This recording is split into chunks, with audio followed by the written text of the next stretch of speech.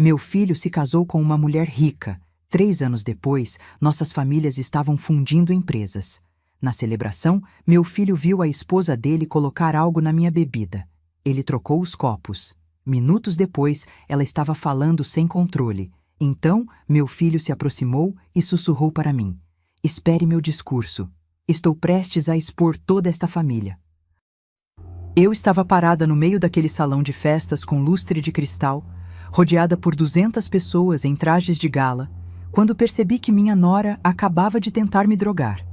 Meu nome é Dalva. Tenho 67 anos, cabelos grisalhos que uso presos num coque elegante, e passei 40 anos da minha vida construindo uma empresa de embalagens do zero. Nunca imaginei que terminaria essa noite descobrindo que minha própria família queria me destruir. Mas deixa eu voltar alguns segundos. Você precisa entender o que eu vi. A festa estava acontecendo no Espaço Metropolitan, um desses lugares caros de São Paulo, onde cada metro quadrado vale mais que um carro popular. Estávamos celebrando a fusão entre minha empresa e o império têxtil da família Monteiro, a família da minha nora Fabiana. Garçons circulavam com bandejas de champanhe francês. Música suave preenchia o ambiente. Todo mundo sorria. Eu estava próxima ao bar quando vi Fabiana se aproximar da mesa onde haviam deixado minha taça. Ela olhou para os lados, aquele olhar rápido, nervoso, de quem não quer ser vista. Então tirou algo minúsculo do clutch dourado. Um envelope pequeno, branco. Despejou o conteúdo na minha bebida e mexeu discretamente com o próprio dedo. Meu coração disparou. Senti o sangue gelar nas veias, mas antes que eu pudesse reagir, meu filho Ricardo apareceu do nada. Ele tinha visto tudo. Pegou minha taça, trocou pela que estava na mão de Fabiana com um movimento tão natural que ninguém perceberia. Ela nem notou. Ricardo caminhou até mim, me entregou a taça dela, limpa, e sussurrou baixinho, tão baixinho que só eu ouvi: "Bebe tranquila, mãe, eu cuidei de tudo." Então ele voltou para perto da esposa. Sorriu, conversou, como se nada tivesse acontecido. 15 minutos depois, Fabiana começou a falar. E não parava mais. Ela, que sempre foi tão controlada, tão calculista com cada palavra, de repente estava tagarelando sem filtro nenhum. Comentou alto sobre o vestido de uma investidora, reclamou do calor, disse que o canapé estava sem gosto. As pessoas ao redor começaram a olhar, constrangidas. Cristiane, a mãe dela, tentou contê-la. Segurou o braço da filha, mas Fabiana se soltou e riu, uma risada estranha, descontrolada. "Deixa eu falar, mãe. Tô cansada de fingir que gosto dessa gente toda." O silêncio começou a se espalhar pelo salão como uma mancha de vinho em toalha branca. Foi quando Ricardo subiu ao palco, pegou o microfone, olhou para mim. E naquele olhar havia algo que eu não via há muito tempo. O meu filho de verdade. Não o homem distante e frio dos últimos meses, mas o menino que eu criei. O homem que eu achava que tinha perdido. Ele se aproximou de mim, ainda com o microfone na mão, e sussurrou no meu ouvido: "Espere meu discurso, mãe. Estou prestes a expor toda esta família." E foi nesse momento que eu entendi. Não estava sozinha. Meu filho não tinha me traído. Ele tinha um plano. E esse plano estava prestes a destruir tudo que os Monteiro haviam construído nas minhas costas. Mas para você entender como cheguei até ali, no meio de um salão luxuoso, com uma nora dopada pela própria armadilha e um filho pronto para explodir segredos que poderiam arruinar vidas, eu preciso voltar 3 anos. 3 anos atrás, quando tudo começou com um casamento que parecia um conto de fadas, e que se revelou meu pior pesadelo. Se você quer saber como uma viúva de 67 anos enfrentou uma família bilionária e saiu vitoriosa, inscreva-se no canal. Porque essa história está apenas começando. E a vingança? A vingança vai ser servida gelada. 3 anos antes daquela noite, meu filho Ricardo entrou pela porta da minha casa com um brilho nos olhos que eu não via desde a adolescência. "Mãe, eu preciso te apresentar alguém." Ricardo tinha 35 anos. Engenheiro civil formado pela Poli, trabalhava comigo na empresa desde os 23. Era um homem sério, dedicado, que nunca teve tempo para relacionamentos longos. Vivia entre canteiros de obras, reuniões com fornecedores e planilhas de custo. Ver ele apaixonado era novo e assustador. Fabiana Monteiro entrou na minha sala de estar como quem entra num desfile de moda. Salto alto nude, vestido cor de champanhe que provavelmente custava mais que meu carro, cabelos escuros escovados com aquela perfeição de salão caro. Ela era bonita, muito bonita. Do tipo que você olha e pensa, essa mulher nunca teve que lutar por nada na vida. Dona Dalva, é um prazer enorme. A voz era suave, educada. Ela me estendeu a mão com um sorriso que mostrava dentes branquíssimos. Ricardo fala tanto da senhora.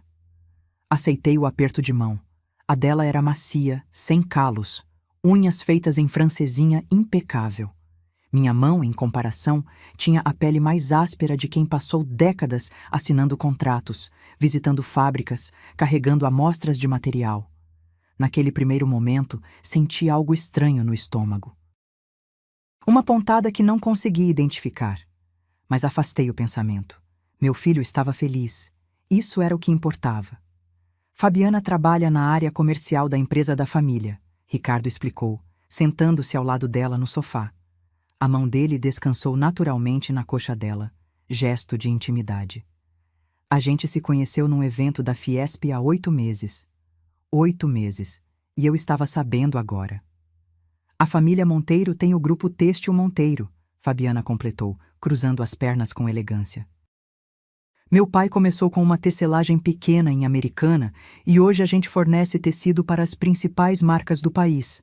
Deve conhecer, né? Conhecia. Todo mundo no meio empresarial paulista conhecia o Grupo Monteiro. Eram gigantes, faturamento na casa dos milhões, fábricas em 3 estados.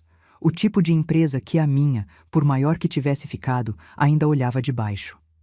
Impressionante, respondi, forçando um sorriso.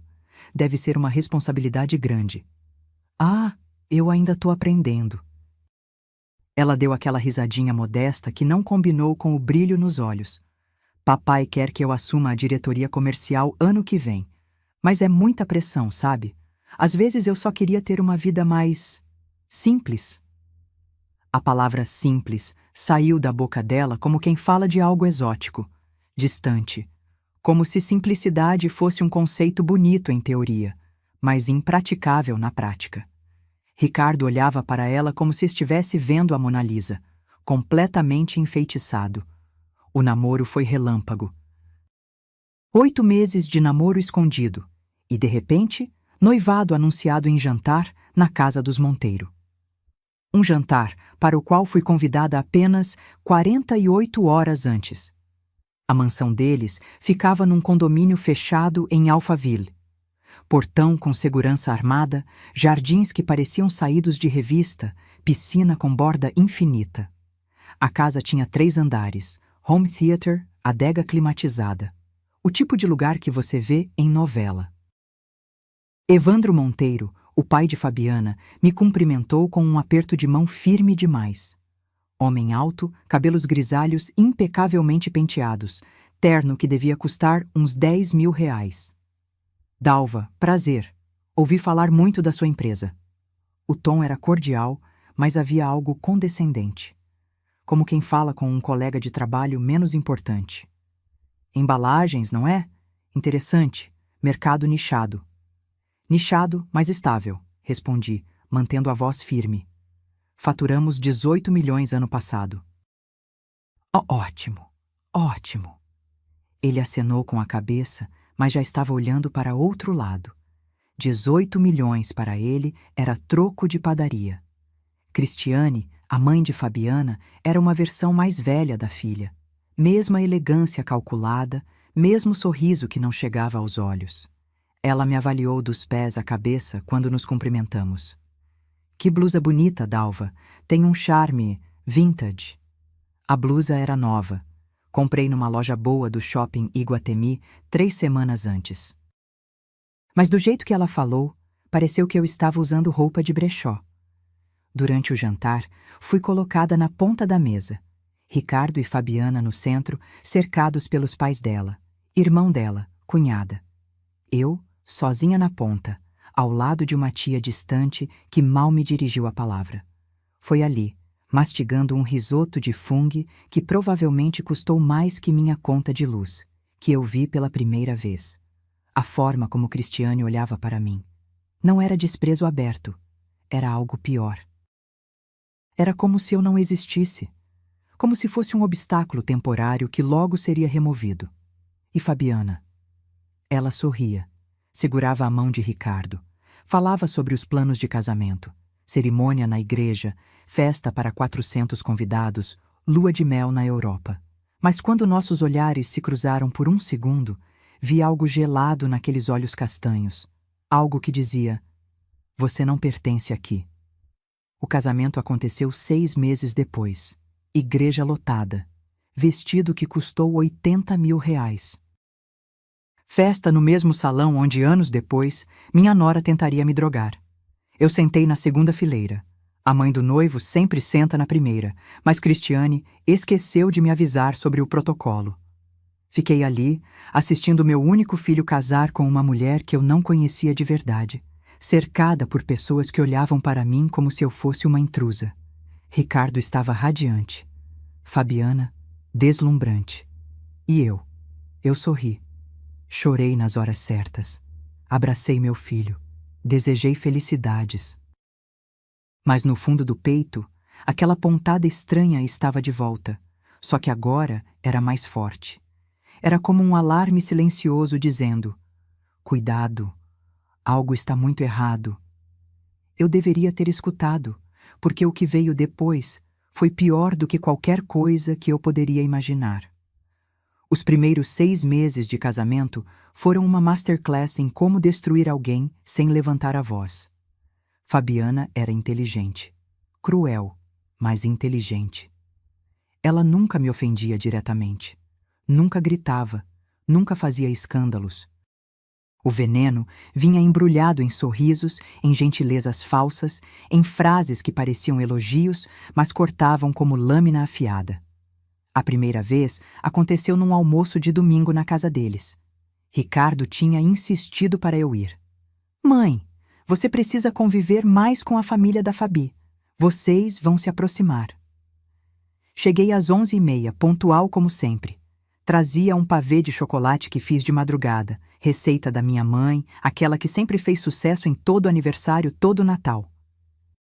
Era meu jeito de contribuir. Fabiana abriu a porta, olhou para o refratário nas minhas mãos. Sorriu. "Ai, sogra, você trouxe sobremesa. Que fofa." Pegou o pavê das minhas mãos como quem pega uma tarefa chata. "Mas a gente já encomendou torta da Gula Gula. Sabe como é, né? Os convidados são chatos com doce. Vou guardar o seu na geladeira. Quem sabe alguém queira depois." Meu pavê nunca saiu da geladeira. Uma semana depois, Ricardo me disse que tinha mofado e tiveram que jogar fora. No almoço, a mesa estava impecável. Toalha de linho branco, louça de porcelana, arranjo de flores que devia custar R$ 300. 12 lugares. Eu fui colocada na ponta, longe de Ricardo. Do meu lado, sentou o tio de Fabiana, um senhor de 70 anos que dormiu metade do almoço. "Dalva, você vai me desculpar, né?" Fabiana disse do outro lado da mesa, voz alta o suficiente para todos ouvirem. "Coloquei você aí porque o tio Osmar tem a audição meio ruim, então achei que você não se importaria de ficar num cantinho mais quieto." Cantinho mais quieto.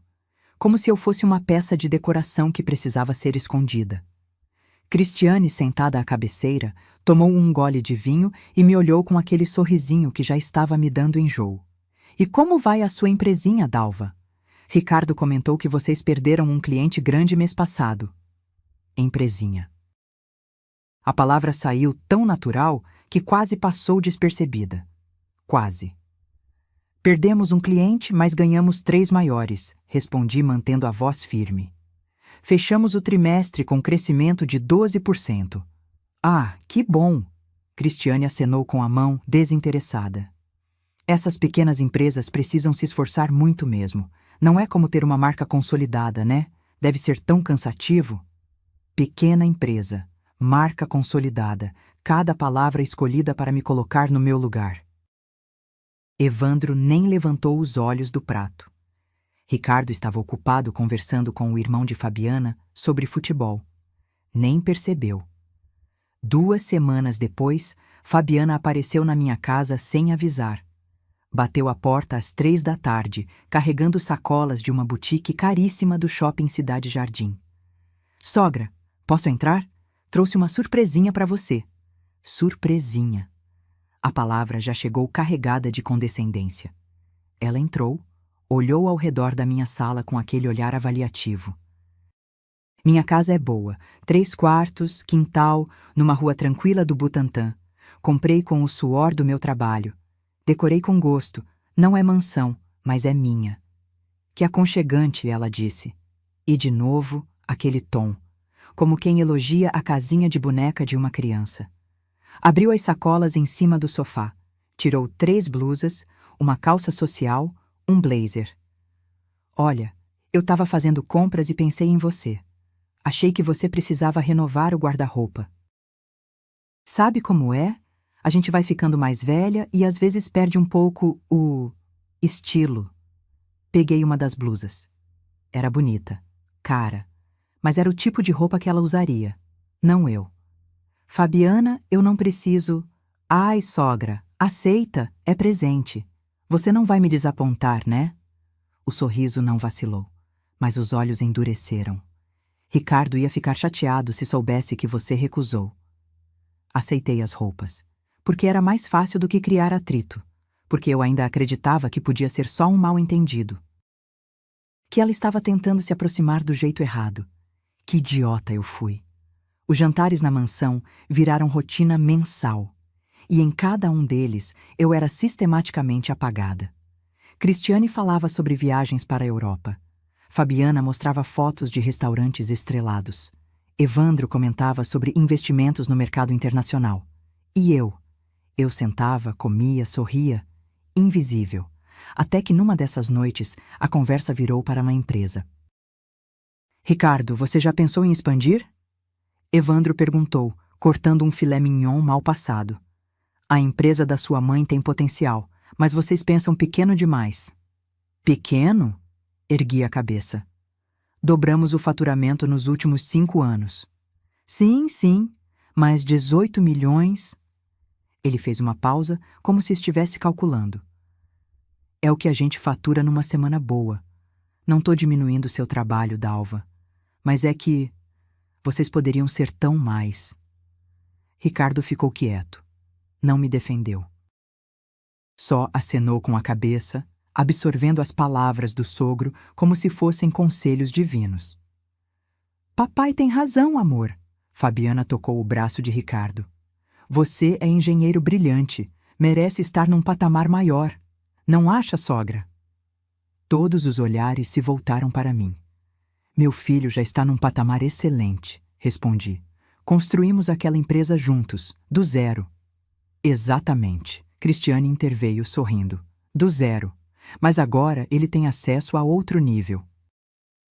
Não seria egoísmo querer que ele ficasse... preso? Preso. A palavra pairou no ar como fumaça tóxica. Ricardo não disse nada. Apenas bebeu mais vinho. Foi nessa noite, voltando para casa sozinha no meu carro, porque Ricardo tinha ido com Fabiana resolver umas coisas, que eu entendi o que estava acontecendo. Eles não estavam tentando me conhecer.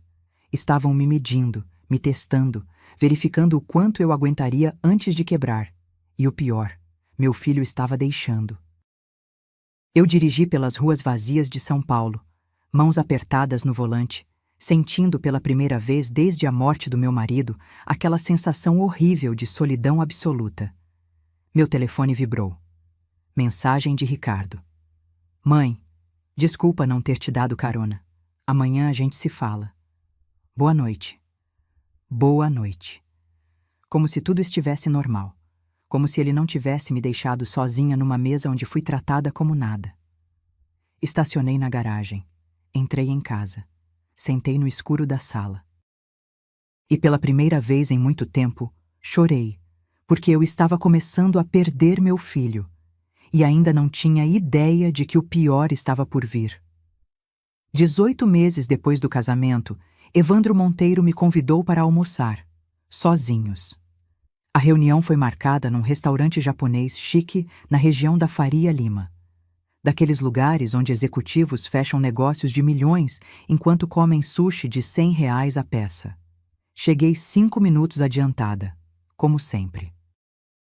Evandro já estava lá, sentado numa mesa discreta no fundo, longe de ouvidos curiosos. Dalva, obrigado por vir. Ele se levantou, apertou minha mão. Firme demais, como sempre. Pedi uns pratos, espero que goste de comida japonesa. Gosto, respondi sentando-me. Meu estômago estava embrulhado. Homens como Evandro Monteiro não convidam pessoas para almoços sem motivo. Ele pediu saquê. Conversou sobre o clima, sobre o trânsito, sobre banalidades. Só quando o garçom trouxe o primeiro prato, sashimi de salmão arrumado como obra de arte, é que ele foi direto ao ponto. Dalva, vou ser franco com você. Tenho uma proposta que pode mudar nossas vidas. Peguei o hashi. Esperei. Aprendi cedo que, em negociações, quem fala primeiro geralmente perde. Sua empresa é sólida, bem administrada, e o Ricardo é um engenheiro excepcional. Desperdício ele estar gerenciando uma operação tão limitada. Lá vinha de novo. Quero propor uma fusão, ele continuou, inclinando-se para a frente. Grupo Monteiro e Embalagens Ribeiro, uma holding única. Expandiríamos sua operação, teríamos acesso aos seus clientes de embalagens especializadas e você teria acesso ao nosso capital, nossa estrutura, nosso alcance internacional. Mastiguei o sashimi devagar. Era bom, fresco. Mas minha cabeça estava girando em alta velocidade. E como funcionaria essa fusão? Simples. Ele abriu a pasta executiva que estava ao lado e tirou uma folha impressa, números, gráficos, projeções. Avaliaríamos sua empresa em R$ 22 milhões, valor justo considerando o faturamento atual. Você ficaria com 35% das ações da nova holding. Nós, com 65%. Ricardo assumiria como diretor executivo de operações. 35%. 65%. Números que pareciam generosos, mas significavam uma coisa. Eu perderia o controle. E eu? Perguntei. Qual seria meu papel? Você seria conselheira, participaria das decisões estratégicas, mas convenhamos, Dalva? Ele sorriu. Aquele sorriso paternalista que eu estava aprendendo a odiar. Você trabalhou a vida inteira, merece descansar, aproveitar a vida, deixar a nova geração tocar o barco. Descansar. A palavra que homens usam quando querem que mulheres saiam do caminho. Preciso pensar, respondi. Claro, claro, ele acenou com a mão. Mas não demore muito. Oportunidades assim não aparecem sempre. Saí daquele almoço com a cabeça pesada. Dirigi até o escritório da minha advogada, doutora Letícia Amaral. Conhecia ela há 15 anos. Mulher séria, direta, que nunca me passou a mão na cabeça. Mostrei os documentos que Evandro me deu. Letícia leu em silêncio. Depois releu. Pegou uma caneta marca-texto e começou a sublinhar trechos. Dalva, você leu a cláusula 7? Li por cima. Leia de novo, com atenção. Peguei o papel. Cláusula 7, parágrafo 3. Em caso de incapacidade mental ou física, devidamente comprovada por junta médica, as ações do acionista incapacitado serão automaticamente transferidas para o acionista familiar mais próximo com poderes de gestão. Meu sangue gelou. Isso significa... Comecei. Isso significa que se por qualquer motivo te declararem incapaz, suas ações vão para o Ricardo. Automaticamente. Sem discussão. Letícia tirou os óculos e me olhou direto. Dalva, eu já vi isso antes. em casos de herança, em disputas familiares. É uma porta aberta para abuso. Mas Ricardo está casado com a filha deles. Legalmente, ele tem obrigações conjugais. Se a família Monteiro quiser te tirar do jogo, essa cláusula é a ferramenta perfeita. Fiquei em silêncio. Minha cabeça doía. Meu conselho? Letícia continuou. Não assine, ou então negocie para retirar essa cláusula e coloque um prazo mínimo de permanência. Se em 5 anos você quiser sair, sai com seus 35% valendo o que valerem na época. Voltei para casa. Sentei na varanda. Liguei para Ricardo. Mãe, pai do Evandro te contou? A voz dele estava eufórica. Que proposta incrível, né? A gente vai decolar. Ricardo, preciso conversar com você, pessoalmente. Claro, que tal amanhã? Posso passar aí depois do trabalho. Mas quando ele chegou no dia seguinte, não veio sozinho. Fabiana estava com ele. Oi, sogra! Ela entrou sorrindo como se minha casa fosse dela. Ricardo me contou da proposta. Estamos tão animados, isso vai ser maravilhoso para todo mundo. Eu tinha preparado café, bolo simples, queria conversar com meu filho. A sós, mas Fabiana se instalou na minha cozinha como se fosse a dona. Mãe, o que você achou? Ricardo perguntou pegando uma xícara. Tenho algumas preocupações, principalmente com a cláusula 7. Ah, isso? Ele deu de ombros. É padrão em contratos de fusão. Proteção para a empresa caso algum acionista fique doente ou algo assim. Ricardo, a cláusula diz que se me declararem incapaz, você fica com minhas ações. E qual o problema? Fabiana interveio, voz doce como mel envenenado. Sogra, você tem 67 anos. Deus me livre, mas se acontecer alguma coisa, o Ricardo já vai estar gerenciando tudo mesmo. É só uma proteção legal. Não quero assinar com essa cláusula. O clima mudou. Senti na hora. Ricardo suspirou. Passou a mão no rosto. Mãe, você está criando problema onde não existe. Confia em mim? Confio em você. Não confio neles. Neles? Fabiana riu. Sogra, eles é minha família. Você está falando da minha família. Estou falando de negócios. São coisas diferentes. Não para a gente, Ricardo disse. E o tom era diferente agora. Mais frio. A Fabi tem razão. Você está vendo problema onde não tem. Essa fusão é a melhor coisa que podia acontecer. Pro negócio, para mim, para você também. Então retire a cláusula. Não posso. O advogado deles disse que é padrão.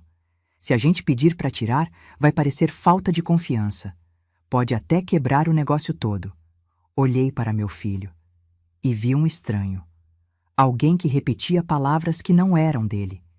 Que defendia uma família que não era a dele. Que me olhava como se eu fosse um obstáculo. Ricardo, não vou assinar assim. Ele se levantou. Fabiana também. Tudo bem, mãe. Você pensa melhor. A gente volta outro dia. A voz dele estava controlada, mas eu via a raiva nos olhos. Eles saíram. Fabiana murmurou algo para Ricardo no caminho. Ele concordou com a cabeça.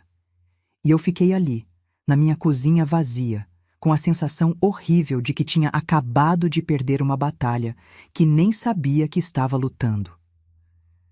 3 semanas depois de pressão diária de Ricardo, depois de Evandro ligar pessoalmente, depois de Cristiane me convidar para conversas de mulher para mulher, eu assinei.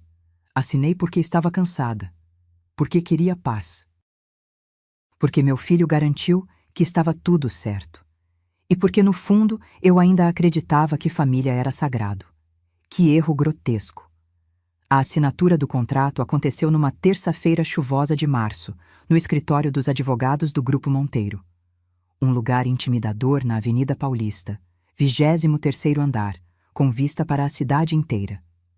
Paredes de vidro, móveis de couro, secretárias que mal levantavam os olhos quando você passava. Eu cheguei com doutora Letícia. Evandro estava lá, com 2 advogados, Cristiane, impecável num tailleur cinza, Fabiana, sorridente, e Ricardo, de terno novo, segurando uma pasta executiva que eu nunca tinha visto. Dalva, finalmente! Evandro abriu os braços como se eu fosse uma velha amiga. Vamos fazer história hoje. História. A palavra parecia grandiosa, importante. Como se estivéssemos construindo algo maior que nós. Mentira. Estávamos construindo minha jaula. Assinei cada página, 37 páginas no total. Rubriquei. Datei. Doutora Letícia ao meu lado, tensa, mas respeitando minha decisão.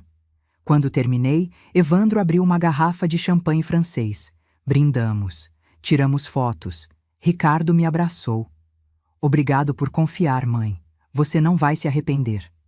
Mas eu já estava me arrependendo. Sentia no estômago, naquele lugar onde as mulheres sempre sabem quando algo está errado. As primeiras 2 semanas foram normais. Reuniões de transição, apresentação de equipes, integração de sistemas. Eu participava de tudo, dava opinião, era ouvida. Até que não era mais. A mudança foi sutil, quase imperceptível. Primeiro, começaram a marcar reuniões importantes em horários que esqueciam de me avisar. Eu chegava no escritório e descobria que tinha acontecido uma decisão grande sobre fornecedores, sem minha participação. Ai, Dalva, desculpa. A secretária nova, contratada por Fabiana, fazia cara de inocente. Eu jurava que tinha te colocado no e-mail. Deve ter sido erro do sistema. Erro do sistema. 3 vezes na mesma semana. Depois, meu acesso aos relatórios financeiros começou a atrasar. Eu recebia os números com 1 semana de diferença. Quando questionava, sempre tinha uma desculpa. O contador novo está ajustando o formato. Logo você recebe tudo atualizado. O sistema está migrando.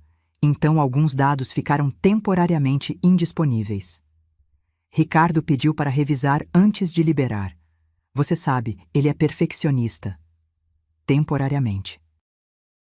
A palavra que virou permanente. 1 mês após a fusão, descobri que 3 dos meus fornecedores antigos, gente com quem trabalhava há 15 anos, tinham sido substituídos. Liguei para o seu Geraldo, dono da gráfica que sempre fez nossas impressões personalizadas. Dona Dalva, também fiquei surpreso. Recebi um e-mail dizendo que a parceria estava encerrada, que vocês tinham fechado com outro fornecedor. E-mail? De quem? Do escritório de vocês. Assinado por... Deixa eu ver aqui. Fabiana Monteiro Ribeiro, diretora comercial. Diretora comercial. Desde quando? Fui direto falar com Ricardo. Ele estava no escritório dele, que antes era nosso escritório, mas agora tinha só o nome dele na placa. Mãe, os fornecedores dos Monteiro têm preços melhores. É gestão eficiente. Você sempre me ensinou isso. Ricardo, o seu Geraldo trabalha conosco há 15 anos. Ele merecia ao menos uma conversa. Negócios não são baseados em sentimento. São baseados em números. A voz dele era gelada, profissional. Como se estivesse falando com uma funcionária problemática, não com a própria mãe. E você nem me consultou? Consultei o conselho. Você estava indisposta naquele dia. Indisposta. Eu tinha ido ao dentista. Uma consulta marcada há meses, 10 da manhã, e eles aproveitaram para fazer uma reunião de conselho às 11. Ricardo, isso não está certo. Ele suspirou, aquele suspiro cansado que eu estava ouvindo cada vez mais.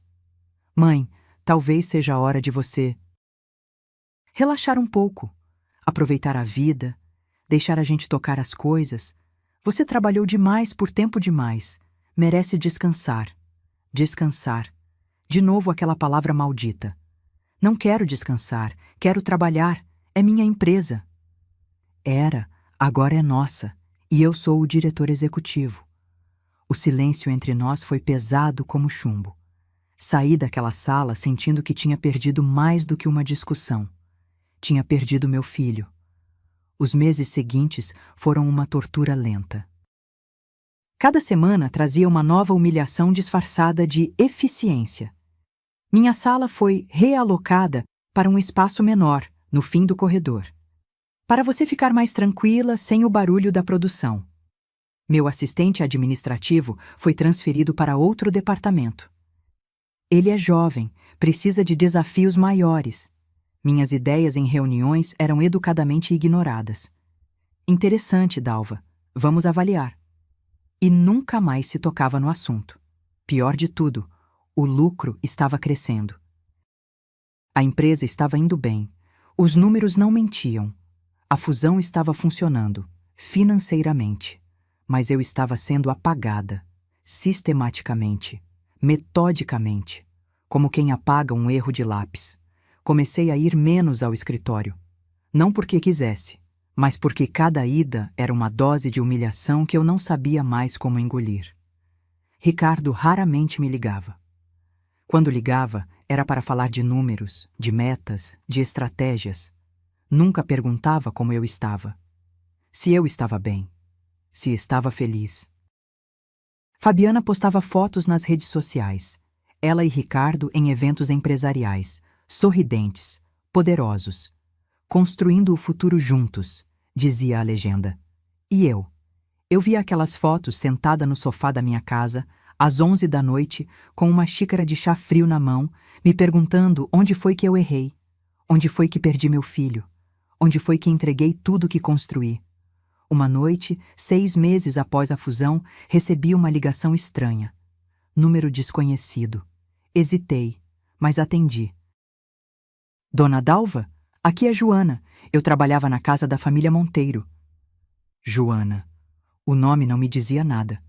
Fui demitida faz 3 meses, sem justa causa.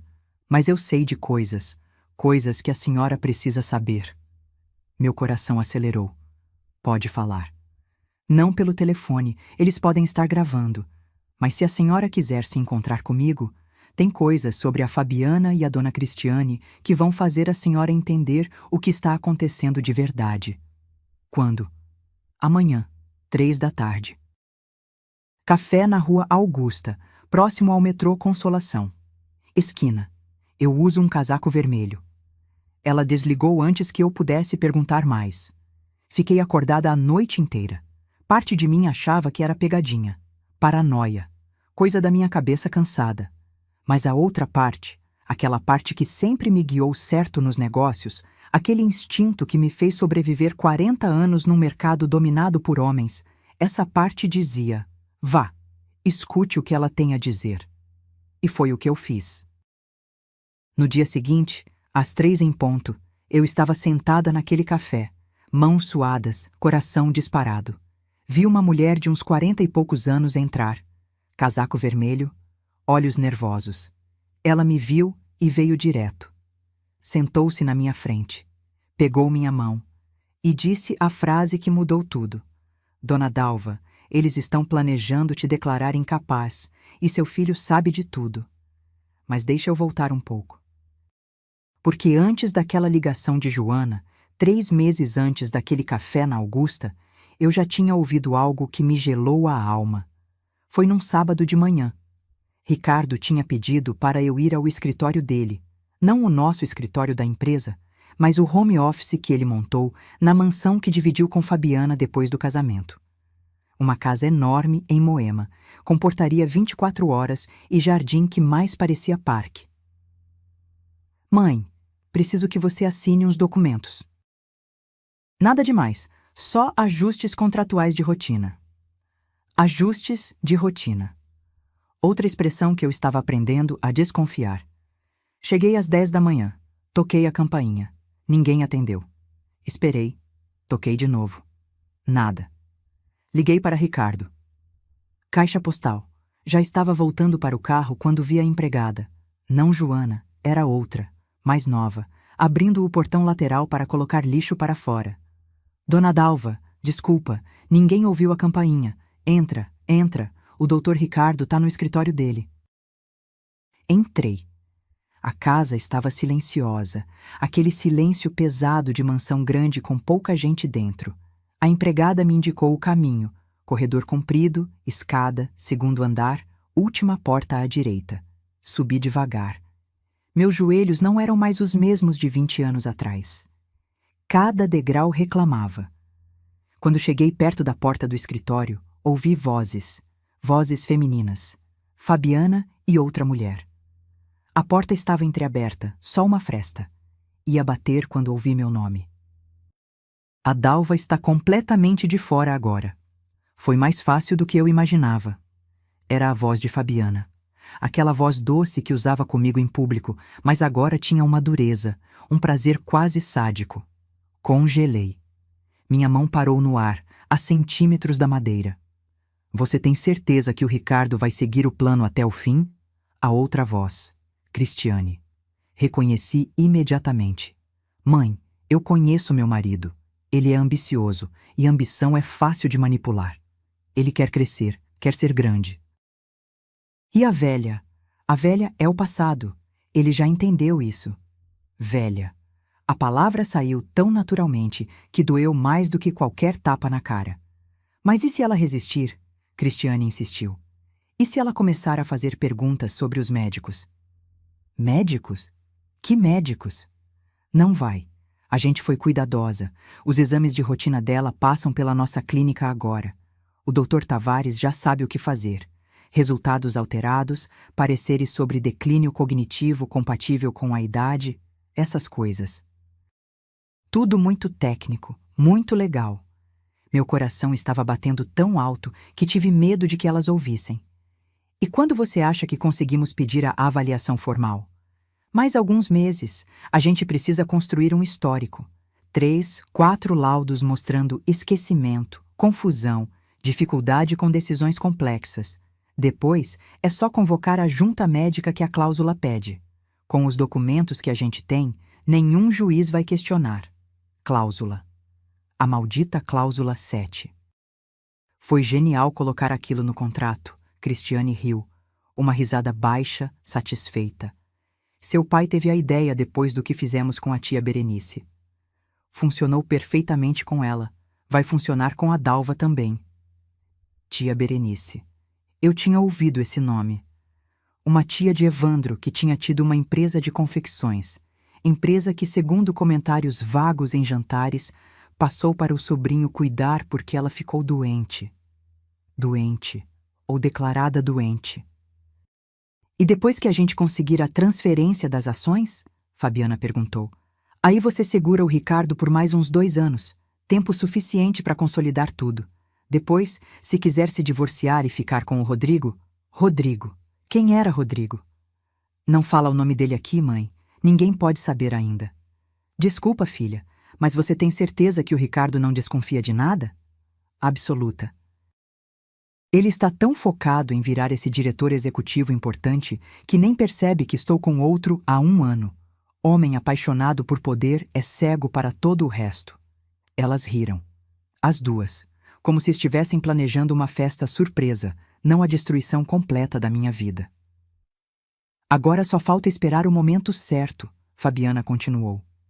A gente usa os documentos médicos, declara incapacidade, Ricardo assume as ações dela, a empresa fica completamente nossa. E a Dalva? A Dalva vai passar o resto da vida achando que está realmente ficando senil. Perfeito. Seu pai vai ficar orgulhoso. Ele já está. Foi ideia dele desde o começo. Quando eu conheci o Ricardo naquele evento, não foi por acaso, mãe. Papai tinha pesquisado a empresa dele, sabia que era bem administrada, sabia que o filho era o herdeiro natural.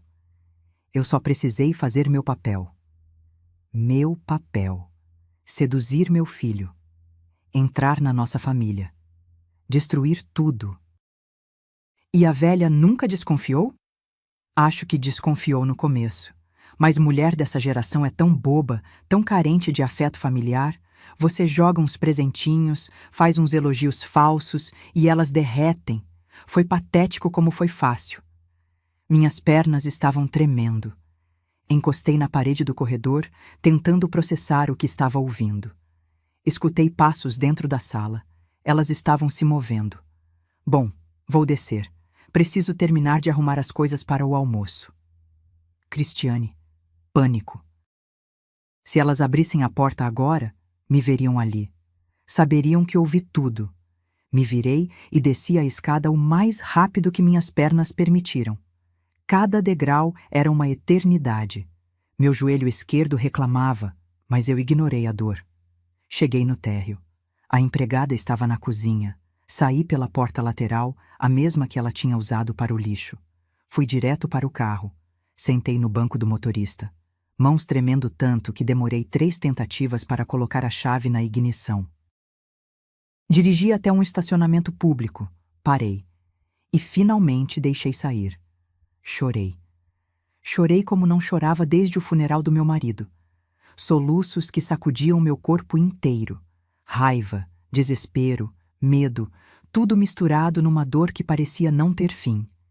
Eles estavam roubando minha empresa, minha saúde, minha sanidade. E meu filho? Meu filho sabia? Você tem certeza que o Ricardo vai seguir o plano até o fim? Cristiane tinha perguntado. E Fabiana não disse que ele não sabia. Ela disse que ele era ambicioso, que entendia que eu era o passado. Será que meu próprio filho estava envolvido?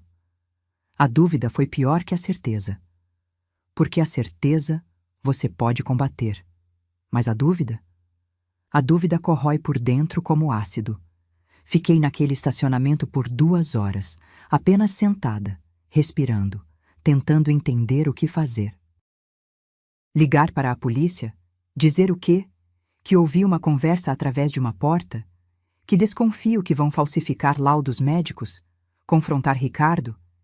E se ele estivesse envolvido, só ia alertá-los que eu sabia. Confrontar os Monteiro seria minha palavra contra a deles. Uma senhora de 67 anos acusando uma família bilionária de conspiração. Quem ia acreditar em mim? Precisava de provas, precisava de ajuda, precisava de alguém que entendesse o que estava acontecendo. Peguei o telefone. Liguei para a doutora Letícia. Dalva, tudo bem? Não, nada está bem. Preciso te ver. Urgente. Estou no escritório até às 6. Vem agora? Vou. Naquele dia, sentada na sala da minha advogada, contei tudo. Cada palavra que ouvi, cada desconfiança, cada humilhação dos últimos meses. Letícia me ouviu em silêncio, tomou notas, e quando terminei, ela me olhou com uma expressão que eu nunca tinha visto, raiva pura. Dalva, vou te falar uma coisa, e quero que você escute bem. Você não está louca. Você não está paranoica. Isso é real. E é grave. O que eu faço? Primeiro, a gente junta provas. Segundo, a gente protege você. E terceiro, ela pausou. Me olhou direto nos olhos. Terceiro, a gente vai destruir esse plano deles, mas vai precisar de coragem e paciência. Respirei fundo. Pela primeira vez em meses, senti algo diferente da desespero. Senti raiva. E raiva, descobri naquele momento, era muito mais útil que tristeza. Então vamos começar. 3 meses depois daquela conversa no escritório de Letícia, eu estava mergulhada numa rotina de investigação silenciosa. Letícia tinha contratado um investigador particular, Sr. Campos, homem discreto de uns 50 anos, ex-policial civil que agora trabalhava com casos de fraude empresarial. Ele começou devagar. Verificou meus exames médicos dos últimos 6 meses.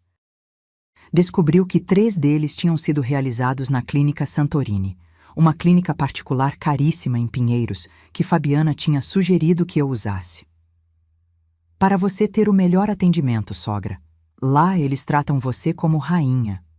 Os exames mostravam coisas estranhas, leve comprometimento cognitivo, sinais iniciais de confusão temporal. Recomenda-se acompanhamento neurológico próximo. Letícia pediu uma segunda opinião. Me levou num neurologista de confiança dela, Dr. Paulo Mendes, médico com 40 anos de carreira, respeitado, incorruptível. Ele me examinou por 3 horas. Testes de memória, raciocínio lógico, coordenação motora. Conversou comigo sobre minha vida, minha empresa, meus desafios. No final, me olhou por cima dos óculos de leitura. Dona Dalva, a senhora está com a cognição perfeita para a sua idade. Na verdade, acima da média. Esses laudos que a senhora me mostrou são, no mínimo, exagerados. No máximo, fraudulentos. Fraudulentos. A palavra que eu precisava ouvir. A confirmação de que eu não estava enlouquecendo. Sr. Campos investigou a Clínica Santorini. Descobriu que o Dr. Tavares, o médico que assinava meus laudos, tinha conexões antigas com a família Monteiro. Tinha sido médico particular de Evandro por anos. E tinha um histórico nebuloso. 3 processos no Conselho Regional de Medicina por laudos questionáveis, todos arquivados misteriosamente. Mas eu precisava de mais. Precisava entender a extensão do plano. Precisava saber se tinham feito isso antes. Foi quando Joana ligou. Naquele café na Rua Augusta, sentada numa mesa no fundo, longe das janelas, ela me contou tudo. Joana tinha 43 anos, trabalhou na mansão dos Monteiro por 6 anos. Começou como faxineira, depois virou governanta, pessoa de confiança. Via tudo, ouvia tudo. Dona Dalva, eu não queria te procurar. Tenho medo, mas minha consciência não me deixa em paz. Suas mãos tremiam ao redor da xícara de café. Eu vi eles fazerem isso antes, com a tia do seu Evandro, Dona Berenice. Conta! Joana respirou fundo. Dona Berenice tinha uma empresa de confecções, empresa dela, construída do zero, igual à senhora. Ela tinha 68 anos quando eles começaram. O Evandro queria a empresa. Disse que era para o bem da família, que ia expandir o legado. A história era horrivelmente familiar. Convenceram ela a fazer uma fusão. Mesma história. Vamos unir forças, você merece descansar. Ela assinou e depois começou a ficar confusa. Pelo menos era o que eles diziam. Ela estava confusa mesmo? Não, Dona Berenice era lúcida. Eu conversava com ela. Ela percebia que estava sendo afastada das decisões, reclamava. Mas aí começaram os laudos médicos. Alzheimer precoce, demência senil, um médico atrás do outro confirmando. E o que aconteceu? Conseguiram interdição judicial. Disseram que ela não podia mais cuidar dos próprios negócios. As ações foram transferidas para o Evandro como curador. Ela morreu 2 anos depois, num asilo caro em Campos do Jordão. Sozinha, sem acesso ao próprio dinheiro. Meu estômago revirou. Joana, por que você foi demitida? Ela olhou em volta, nervosa. Baixou a voz. Porque eu vi documentos. Estava limpando o escritório do seu Evandro e vi uma pasta aberta na mesa. Seu nome estava lá. Projeto DR, Dalva Ribeiro. Tinha cronograma, tinha cópias de exames, tinha até esboço de petição judicial. Você tem esses documentos? Não consegui tirar foto de tudo, mas tirei de algumas páginas. Ela pegou o celular. Mostrou. Fotos tremidas, mas legíveis. Era um cronograma. Linha do tempo. Março. Iniciar exames médicos. Maio. Terceiro laudo confirmando declínio. Agosto. Avaliação psiquiátrica compulsória. Outubro. Petição de interdição. Dezembro. Transferência de ações. Estávamos em julho. Faltavam 3 meses para a petição. Eles vão te internar, Dona Dalva, numa clínica psiquiátrica particular. Dizem que é para seu próprio bem. E lá dentro você vai realmente começar a ficar confusa, pelos remédios, pela solidão, pelo tratamento. Lágrimas escorreram pelo meu rosto. Não de tristeza, de raiva absoluta. Tem mais uma coisa, Joana continuou. Sobre seu filho. Meu coração parou. Ele sabe? Eu não sei, mas ouvi conversas. A Fabiana fala com a mãe dela sobre manter o Ricardo focado. Sobre não deixar ele questionar. E tem um cara, um tal de Rodrigo, sócio do pai dela. Vi ela com ele 2 vezes, no shopping, escondidos, nos fundos do estacionamento da empresa. Eles se beijaram. Fabiana estava traindo meu filho, enquanto usava ele para me destruir. Joana, você toparia falar tudo isso oficialmente? Para minha advogada? Para a polícia, se for necessário? Tenho medo. Eles têm muito poder, Dona Dalva. Eu sei. Mas se você me ajudar, eu te protejo. Financeiramente, legalmente. E quando isso acabar, você vai ter um emprego na minha empresa, com carteira assinada, com respeito. Ela ficou em silêncio. Pensei que fosse recusar. Então, ela acenou com a cabeça. Tá certo. Vou te ajudar. Mas, por favor, não deixa eles saberem que fui eu, pelo menos até tudo estar resolvido. Prometo. Saímos daquele café 2 horas depois. Joana me passou todos os contatos que tinha. Outras ex-funcionárias demitidas, fornecedores que tinham sido pressionados pelos Monteiro, até o nome de um contador interno que tinha pedido demissão depois de ser forçado a alterar documentos. Sr. Campos começou a entrevistar cada um, devagar, discretamente. Enquanto isso, eu continuava fingindo. Ia às reuniões quando me chamavam, cada vez mais raras. Sorria para Ricardo, aceitava as sugestões de Fabiana sobre cuidar da minha saúde. Mas por dentro estava montando um arsenal. Uma semana depois do café com Joana, Letícia conseguiu algo crucial: ordem judicial para instalar escutas legais no escritório da holding. Ela argumentou que havia suspeita de fraude empresarial e conseguiu convencer um juiz conhecido por ser incorruptível. As escutas foram instaladas. Em 3 semanas, tínhamos 17 horas de gravações. Cristiane e Fabiana falando sobre os próximos passos do plano Dalva. Evandro orientando o advogado sobre como redigir a petição de interdição. E pior, um telefonema entre Fabiana e o Dr. Tavares. Doutor, precisa de mais um laudo, dessa vez com sinais de psicose, algo que justifique internação involuntária se for necessário. Fabiana, você tem certeza?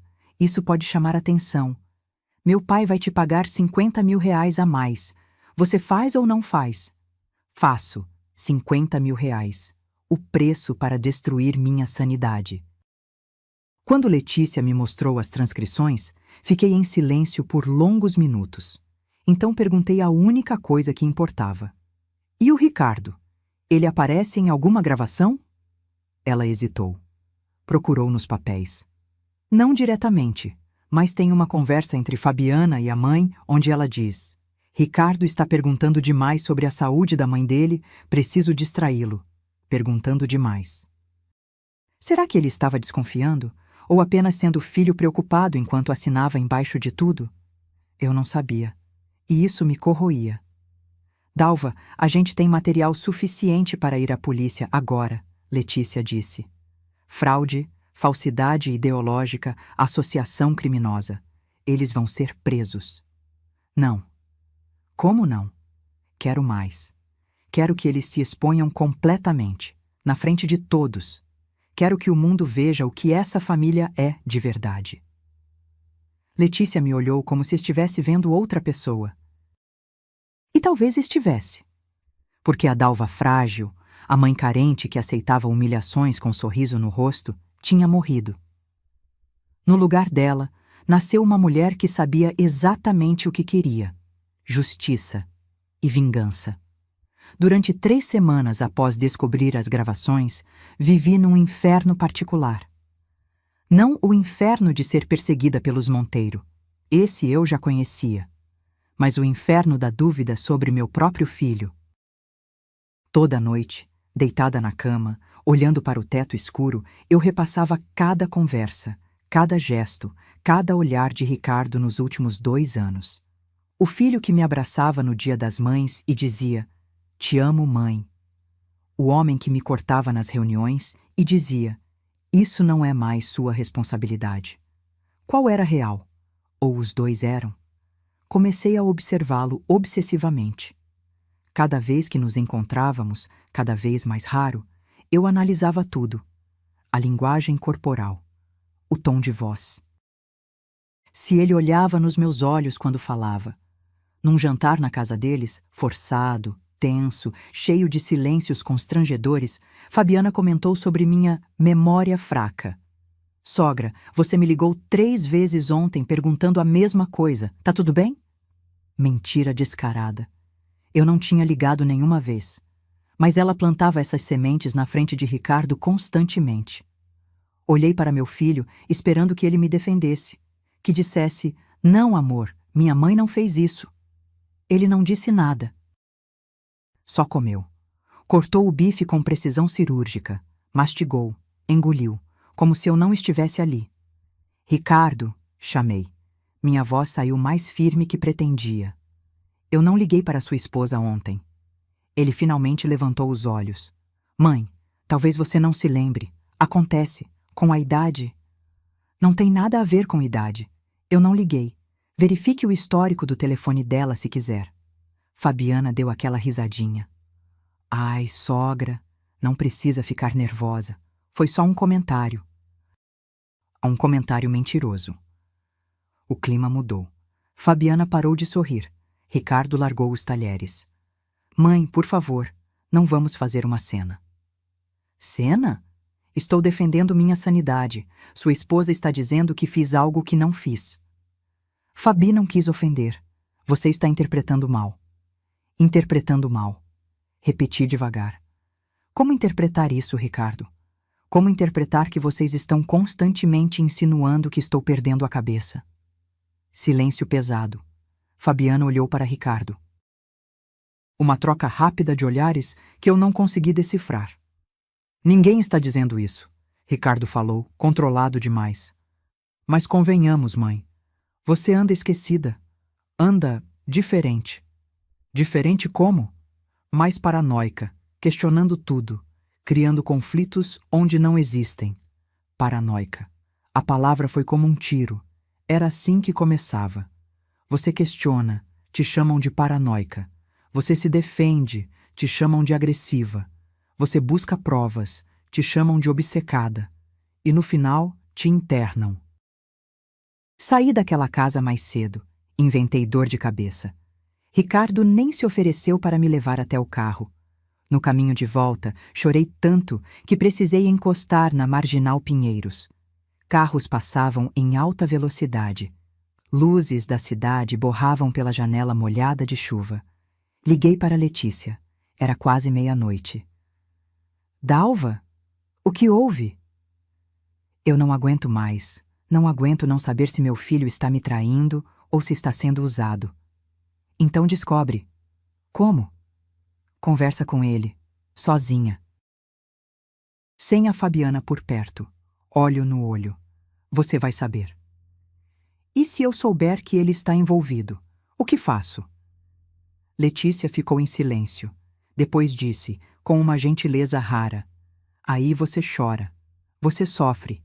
E você segue em frente mesmo assim, porque você merece justiça, independente de quem esteja do outro lado. Desliguei. Fiquei mais 20 minutos ali, tentando juntar coragem para fazer o que precisava ser feito. 3 dias depois, liguei para Ricardo. Ligação direta, sem avisar, meio da tarde. Mãe? Preciso falar com você, pessoalmente, sozinho. Hoje não dá, estou... Não é pedido, Ricardo. É urgente, e precisa ser só nós dois. Ele hesitou. Ouvi vozes ao fundo. Fabiana perguntando algo. Tá, posso passar aí às 8 da noite. Não, aqui não. No apartamento do seu pai. O apartamento do meu falecido marido, pai de Ricardo, ainda estava no meu nome. Ficava no Ipiranga, num prédio antigo, mas bem cuidado. Era pequeno, 2 quartos, mas tinha sido nosso primeiro lar. Guardávamos como investimento, mas também como memória. Ninguém ia lá faz meses. Era neutro, privado, sem escutas dos Monteiro. Por que lá? Porque sim, 8 horas. Não me decepcione. Desliguei antes que ele pudesse discutir. Cheguei às 7h30. Abri o apartamento. Cheiro de mofo, poeira acumulada. Liguei as luzes. Sentei no sofá onde eu e meu marido planejamos nossa vida. Onde Ricardo dormiu quando era bebê. Onde fomos felizes. Ricardo chegou pontualmente às 8. Bateu na porta. Entrei e pela primeira vez em meses vi algo diferente no rosto dele. Cansaço, olheiras profundas, mandíbula tensa. Ele parecia 10 anos mais velho. Mãe, o que foi? Tá tudo bem? Senta. Ele sentou. Eu fiquei de pé. Precisava dessa vantagem, desse controle. Ricardo, vou te fazer uma pergunta e quero que você olhe nos meus olhos quando responder. Ele ficou quieto, esperando. Você sabe que sua esposa e a família dela estão tentando me declarar incapaz para roubar minhas ações? Vi a reação. Seus olhos se arregalaram. Genuína surpresa ou teatro perfeito. Do que você está falando? Laudos médicos falsos, plano de interdição judicial, cronograma para me internar. Você sabe disso? Mãe, você tá... Ele parou. Respirou. Começou de novo. Isso é loucura. Loucura. Interessante você usar essa palavra. Não é o que eu quis dizer. Então, o que você quis dizer? Que isso não faz sentido. Por que a Fabi faria isso? Pela empresa, pelo dinheiro e porque ela está te traindo com um sócio do seu sogro chamado Rodrigo. Dessa vez a reação foi diferente. Vi dor cruzar o rosto dele, rápida, mas real. Como você... Eu sei de muita coisa, Ricardo. Tenho investigador, tenho provas, tenho gravações. A pergunta é, você também sabe? Ou é só mais uma vítima deles? Ele se levantou, andou até a janela. Ficou ali, de costas, olhando para a rua. O silêncio durou uma eternidade. Quando ele finalmente falou, a voz estava quebrada. Eu descobri faz 2 meses. Meu mundo parou. Descobriu o quê? Tudo. Os e-mails entre a Fabi e o Rodrigo. As conversas dela com a mãe sobre você. Os planos para a empresa. Tudo. 2 meses? Minha voz saiu quase num grito. Você sabe há 2 meses e não me contou? Ele se virou. Tinha lágrimas nos olhos. Porque eu sou um covarde. Porque fiquei com medo. Com vergonha. Com raiva. Porque não sabia como te contar que eu fui o idiota que trouxe essa mulher para dentro da nossa família. As lágrimas dele me quebraram. Pela primeira vez em quase 1 ano, vi meu filho de verdade. Não o robô corporativo, não o marido manipulado, mas o menino que eu criei. Como você descobriu? Deixei meu notebook no escritório de casa. Voltei para buscar. Vi ela logada no e-mail dela, conversando com a mãe, lendo mensagens sobre você. Sobre como o plano estava na fase final. Eu confrontei ela. E ela negou. Disse que eu estava interpretando mal, que eram conversas tiradas de contexto. Me convenceu por 2 dias, até que encontrei os laudos, os falsos, com sua assinatura forjada autorizando exames que você nunca fez. Por que não veio falar comigo imediatamente? Porque antes de te proteger, eu quis proteger a mim mesmo. Quis ter certeza absoluta. Quis entender quanto daquilo era real, quanto era eu sendo paranoico, e quanto tempo eu tinha sido usado. Ele sentou de novo. Cobriu o rosto com as mãos. Mãe, me perdoa. Por favor, eu estraguei tudo. Trouxe uma víbora para dentro da nossa casa. Deixei ela te humilhar, te afastar de mim. E quase deixei ela te destruir. Sentei ao lado dele. Peguei sua mão. Estava gelada. Você está envolvido no plano deles? Nunca. Juro pela memória do meu pai. Eu nunca quis te machucar. Olhei nos olhos dele e vi verdade. Então me ajuda a destruir eles. Ele levantou a cabeça, limpou as lágrimas. Como? E foi nesse momento que contei meu plano. Nos 15 dias seguintes, minha sala de estar virou quartel-general de guerra. Ricardo, Letícia, Sr. Campos, Joana, meu contador de confiança, Nelson, homem de 60 anos que trabalhava comigo desde o começo, e eu, reunidos todas as noites, depois das 9, quando tínhamos certeza que ninguém estava seguindo Ricardo. Ele vinha de Uber, nunca do mesmo lugar, sempre checando se não era seguido. A paranoia era justificada. Fabiana tinha começado a questioná-lo. Amor, você anda estranho. Tá escondendo algo de mim? Ricardo tinha virado mestre em mentir. Estresse do trabalho, nada demais. Na primeira reunião no meu apartamento, espalhei tudo sobre a mesa. Documentos, gravações, fotos, cronogramas. Era assustador ver materializado assim, tudo junto. A engenharia da minha destruição planejada com precisão cirúrgica. Meu Deus, Ricardo murmurou, folheando os papéis. Isso aqui é doente, é psicopata. Bem-vindo ao seu casamento, respondi sem calor. Sr. Campos abriu o notebook. Projetou na parede uma linha do tempo que ele tinha montado. Vejam, começou 6 meses antes do casamento. Evandro Monteiro fez uma pesquisa detalhada sobre a Embalagens Ribeiro. Contratou uma consultoria para avaliar a empresa. Descobriu que era sólida, lucrativa, com potencial de crescimento. Ele clicou. Outra tela. Aí apresentou a filha ao Ricardo num evento que não foi coincidência. O convite dele foi articulado por um cliente em comum, cliente que, surpresa, recebe descontos especiais do Grupo Monteiro. Eles planejaram até nosso primeiro encontro? Ricardo estava branco. Até isso? Tudo, Sr. Campos confirmou. E tem mais. O Grupo Monteiro está falido. Silêncio absoluto na sala. Como assim falido? Perguntei. Nelson, meu contador, pegou uma pasta, ajustou os óculos. Consegui acesso, legal, através de parceiros do Tribunal de Justiça, aos balanços reais do Grupo Monteiro. Não os que eles apresentam publicamente. Os reais. Ele colocou papéis na mesa. Eles devem 95 milhões de reais para bancos, fornecedores, investidores internacionais. Fizeram investimentos ruins nos últimos 5 anos, expansão mal planejada, fábricas que não deram retorno. Uma delas na Bahia faliu completamente, prejuízo de 30 milhões. 95 milhões? Ricardo repetiu, incrédulo. Mas eles vivem como se fossem bilionários. Fachada, Nelson disse. A mansão? Hipotecada 3 vezes. Os carros? Leasing empresarial. As viagens? Financiadas com crédito que eles não conseguem pagar. Eles estão num castelo de cartas prestes a desabar. E a fusão? Comecei a entender. A fusão era oxigênio. Sua empresa tem 18 milhões em caixa, sem dívidas. Fluxo positivo. Eles precisavam desse dinheiro para cobrir os buracos. Não era expansão, era sobrevivência. Olhei para os números. A mentira era tão grande, tão absurda, que quase parecia impossível. Eles iam usar meu dinheiro para pagar as dívidas deles? Exatamente.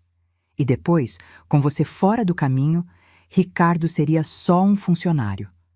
Eventualmente, eles dariam um jeito de tirar ele também. Provavelmente através de um divórcio onde a Fabiana ficaria com parte das ações dele. Ricardo passou a mão pelo cabelo. Eu sou tão idiota. Como eu não vi isso? Porque você estava apaixonado, Letícia disse, não sem gentileza. E pessoas apaixonadas são cegas. É biologia. Não me consola. Sr. Campos continuou clicando. Mais fotos. Fabiana e Rodrigo. Shopping Cidade Jardim, estacionamento, hotel, motel. O amante dela é Rodrigo Bastos, sócio minoritário do Evandro. 32 anos, casado, 2 filhos. Ele e Fabiana estão juntos há 1 ano e meio. 1 ano e meio. Praticamente desde o casamento. Tem mais, Sr. Campos disse. Conseguimos acessar, através de uma fonte que não posso revelar, conversas de WhatsApp entre Fabiana e Rodrigo. Ele leu algumas. Meu estômago revirou. Amo você, mas preciso manter o Ricardo feliz por mais alguns meses. Assim que a velha estiver fora do caminho, a gente acelera o divórcio. Ele é tão fácil de manipular. Falo que amo e ele faz tudo o que eu quero. Ricardo saiu da sala. Ouvi ele no banheiro, vomitando. Quando voltou, estava pálido, mas controlado. Me desculpem. Continua. Joana, que até então estava quieta, se pronunciou. Tem uma coisa que vocês precisam saber. Sobre a dona Berenice. Todos olharam para ela. Eu trabalhei na casa quando ela ainda estava lá, antes de internarem ela. Dona Berenice não tinha Alzheimer. Eu conversava com ela todo dia. Ela era lúcida, sabia exatamente o que estavam fazendo. E por que não se defendeu? Perguntei. Tentou. Contratou advogado. Mas o Evandro tinha dinheiro, influência, médicos comprados. O juiz acreditou nos laudos, não nela. Uma senhora de 68 anos contra uma família poderosa? Não teve chance. O que aconteceu com ela? Ficou num asilo em Campos do Jordão, medicada até não saber mais o próprio nome. Morreu sozinha, chamando pelo filho, que era o Evandro. Ele nunca foi visitar. A sala ficou em silêncio pesado. Isso não vai acontecer com você, Dalva. Letícia disse, firme. Não vamos deixar. Então o que fazemos? Perguntei. Letícia abriu uma pasta. Primeira opção. Vamos à polícia agora, com tudo isso. Eles são presos, acusados de estelionato, falsidade ideológica, formação de quadrilha. Processo criminal que pode levar anos, mas eventualmente seriam condenados. E a segunda opção? A segunda é mais arriscada, mas infinitamente mais satisfatória. Ela me olhou. Deixamos eles continuarem. Até o dia da grande celebração que eles estão planejando para outubro. A festa da consolidação da fusão.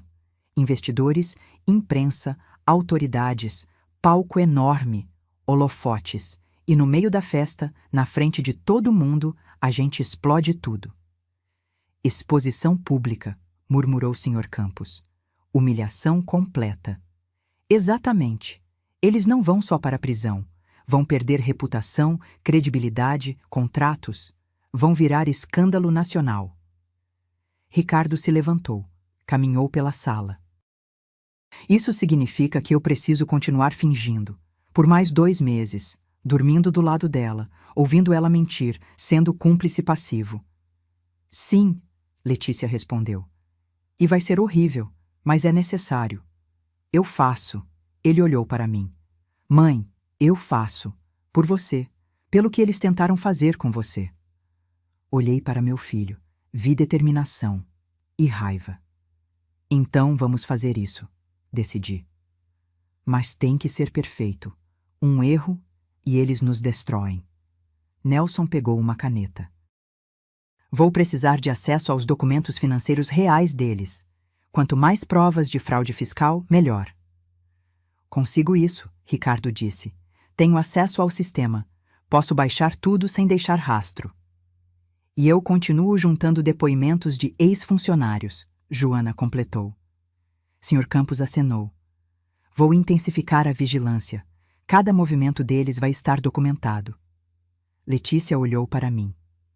Dalva, você precisa continuar parecendo frágil, indo aos médicos deles, fazendo os exames. Quanto mais eles acreditarem que está funcionando, mais descuidados vão ficar.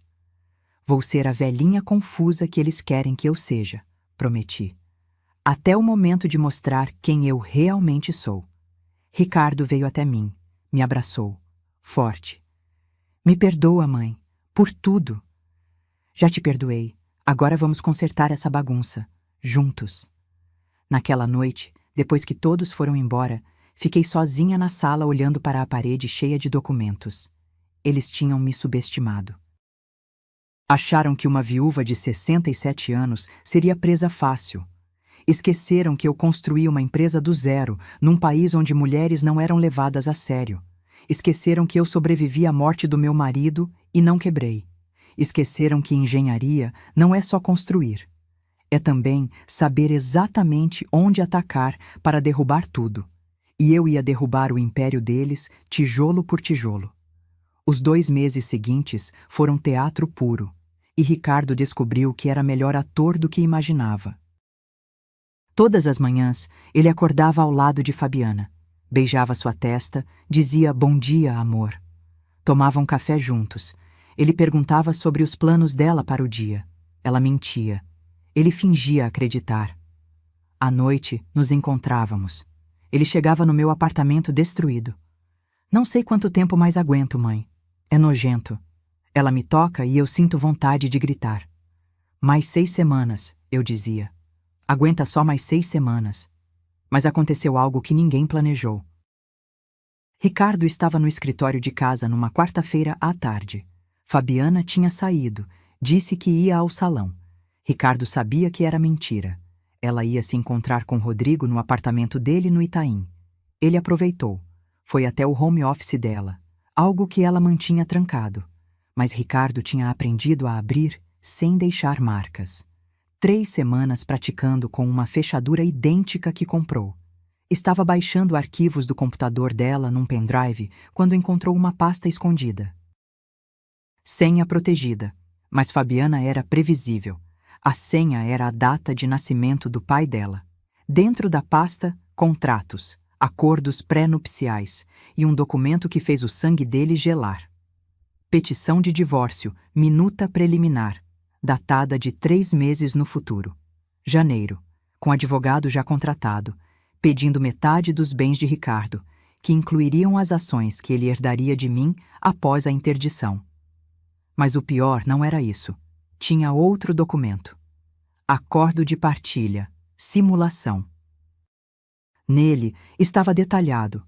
Após o divórcio, Fabiana transferiria parte das ações para Rodrigo Bastos. Em troca, ele investiria capital na recuperação do Grupo Monteiro. Era um negócio. Meu filho era literalmente mercadoria numa transação comercial. Ricardo fotografou tudo. Chegou na minha casa às 11 da noite, sem avisar. Trêmulo. Colocou o celular na minha frente. Li. E pela primeira vez senti pena de Fabiana, porque quando aquilo explodisse, ela não ia sobreviver à vergonha. Ela ia me usar até espremer tudo e depois me jogar fora como lixo, Ricardo disse, voz quebrada. Eu era só um meio, nem pessoa eu era para ela. Ricardo. Não, mãe, deixa eu falar. Ele se levantou. Começou a andar pela sala. Eu fui arrogante. Achei que era especial, que meu amor ia mudar ela, que nosso casamento era diferente porque eu era diferente. Você é diferente. Não sou. Sou só mais um idiota que acreditou em uma mulher bonita com palavras bonitas. Ele parou. Olhou para mim. Mas sabe o que é pior? Não é a traição, não é o golpe. É saber que enquanto isso tudo acontecia, eu deixei ela te machucar, te humilhar, te afastar de mim. Você não sabia. Eu sabia que algo estava errado. Desde o começo. Você tentou me avisar. A advogada tentou avisar. Meu instinto gritava. Mas eu ignorei tudo porque eu queria acreditar que tinha encontrado o conto de fadas. Ele sentou no chão. Literalmente. Encostou na parede e desabou. Mãe, como eu conserto isso? Como eu olho no espelho depois de tudo que fiz? Sentei ao lado dele no chão. Algo que meus joelhos reclamaram, mas ignorei. Você não conserta o passado. Você constrói um futuro diferente. E você já começou. Está me ajudando. Está enfrentando. Não é suficiente. Vai ser. Quando tudo isso acabar, vai ser suficiente. Ficamos ali, sentados no chão da sala, mãe e filho, até de madrugada. Conversamos sobre tudo. Sobre o pai dele, meu marido, que morreu sem ver o homem que Ricardo se tornou. Sobre a empresa. Sobre sonhos que tivemos e perdemos pelo caminho. E sobre vingança.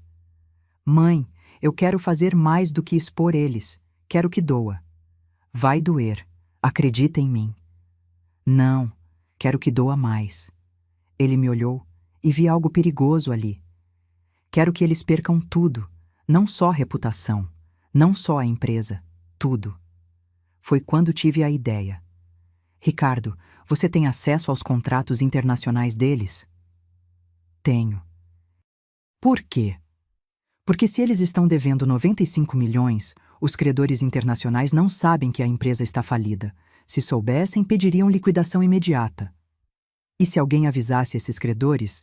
Exatamente. Ligamos para Letícia. Mesmo sendo 2 da manhã. Ela atendeu no 3º toque. Isso é legal? Ricardo perguntou. Se for informação verdadeira, documentada e enviada anonimamente, não é crime, é apenas transparência de mercado. Na semana seguinte, 3 bancos internacionais receberam pacotes com documentos financeiros reais do Grupo Monteiro, balanços, dívidas, provas de fraude fiscal. Sr. Campos conseguiu enviar sem deixar rastros. 10 dias depois, começou. Primeiro, foi um banco suíço pedindo auditoria imediata. Depois, um fundo americano exigindo reunião de emergência. Então, fornecedores europeus suspendendo contratos. Evandro entrou em pânico. Cristiane começou a vender joias. Fabiana ficou nervosa. Ricardo percebia pelos telefonemas constantes com a mãe. Pai tá pirando. Diz que alguém vazou informações confidenciais. Será que foi hackers? Ricardo sugeriu, inocente. Não sei, mas tá todo mundo desesperado. Ricardo veio me contar. Sorriu pela primeira vez em semanas. Eles estão sangrando e ainda nem sabem o pior. O pior estava marcado para 23 de outubro, sábado, festa de gala no Espaço Metropolitan. Celebração da consolidação bem-sucedida da fusão empresarial. 200 convidados confirmados. Imprensa especializada, secretário de Desenvolvimento Econômico do Estado, presidentes de associações empresariais. Eles queriam palco? Iam ter. Uma semana antes da festa, Fabiana me ligou. Voz doce, preocupada. Sogra, você está confirmada para a festa, né? Ricardo disse que você anda meio cansada, mas seria importante você estar lá. Importante. Claro, eles precisavam que eu estivesse lá. Testemunha da minha própria derrota. Vou estar, querida. Não perderia por nada. Que bom. Ah, e tem médico marcado para você na quinta. Só um check-up de rotina antes do evento. Check-up de rotina. Mais um laudo falso sendo preparado. Vou sim. Obrigada por cuidar tão bem de mim. Ouvi o sorriso venenoso dela através do telefone. É meu prazer, sogra. A gente é família, né? Família. A palavra que eles usaram para me destruir. Quinta-feira cheguei na Clínica Santorini. Doutor. Tavares me recebeu com aquele sorriso oleoso. Dona Dalva, como está? Vamos fazer uns examinezinhos rápidos. Exames que eu sabia que seriam manipulados, mas fiz. Respondi às perguntas dele.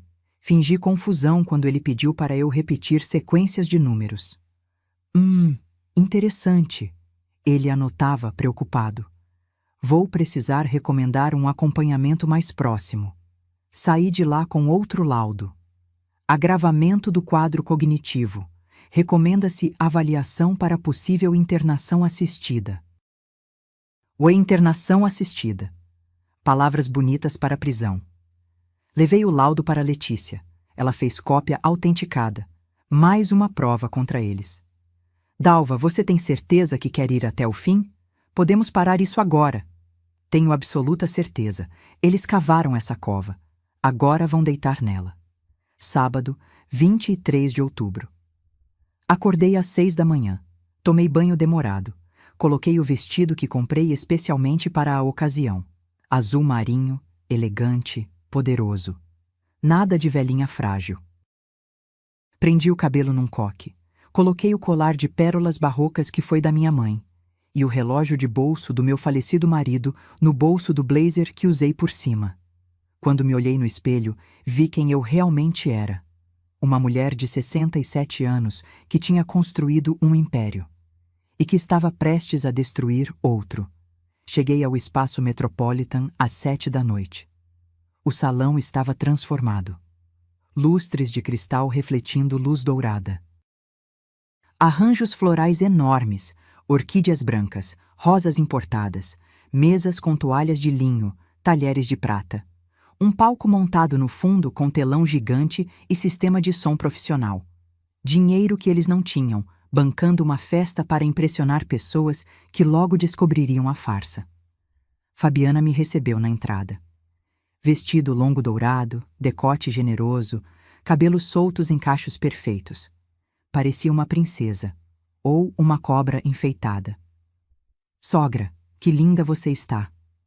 Abraço falso. Perfume caro demais. Vem, sua mesa é logo ali. Me levou até uma mesa lateral. Não a principal, claro. Eu estava sentada com fornecedores de menor importância e um casal de contadores que não conhecia. A mesa principal era dos Monteiro. Evandro na cabeceira, Cristiane ao lado, Fabiana e Ricardo em posições de destaque. O palco para a família perfeita. Ricardo me olhou de longe. Piscou. Sinal que estava tudo certo. Garçons circulavam com champanhe em taças de cristal. Peguei uma.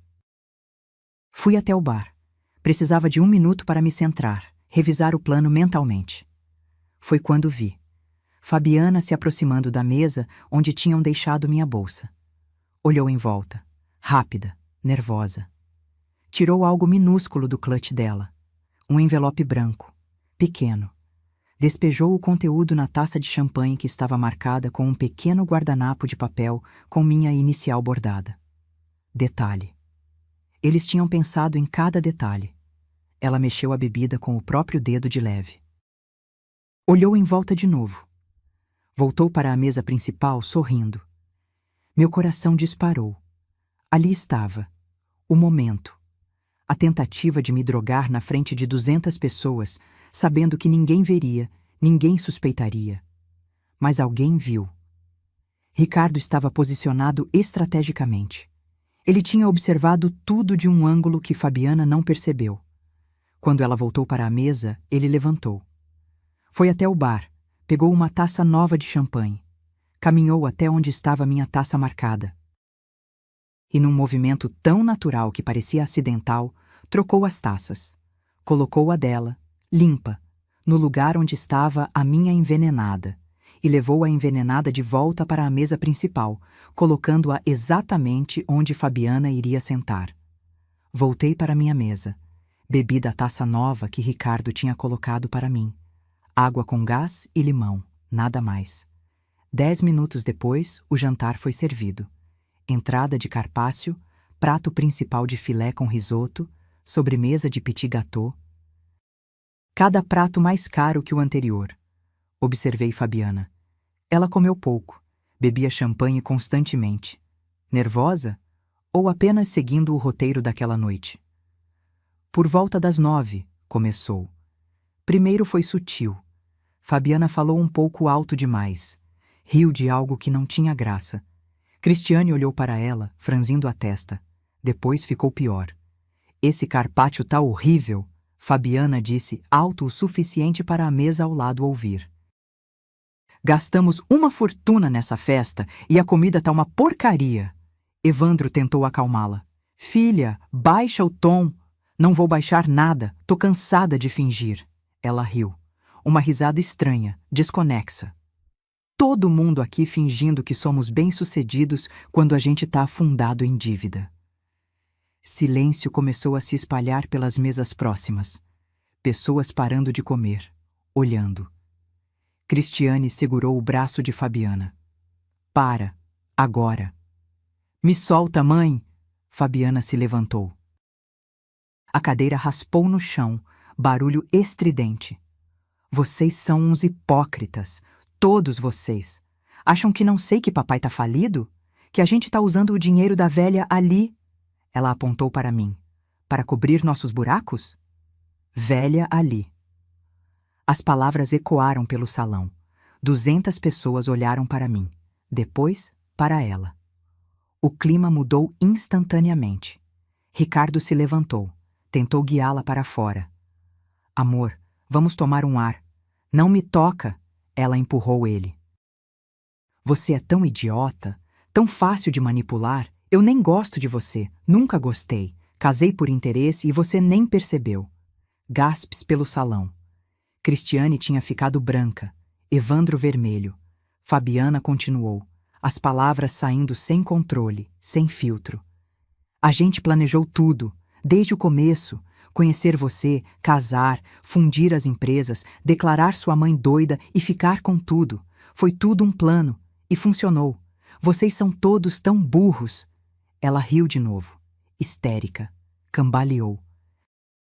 Um investidor importante se levantou e saiu. Depois outro, depois mais 3. Cristiane finalmente conseguiu segurar Fabiana. Alguém chama o médico, ela não está bem. Mas era tarde demais.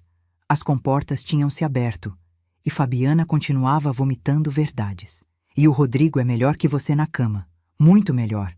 A gente transa no apartamento dele toda terça e quinta, enquanto você acha que eu tô na academia. Ricardo estava parado, congelado, fingindo choque, mas eu via seus olhos, frios.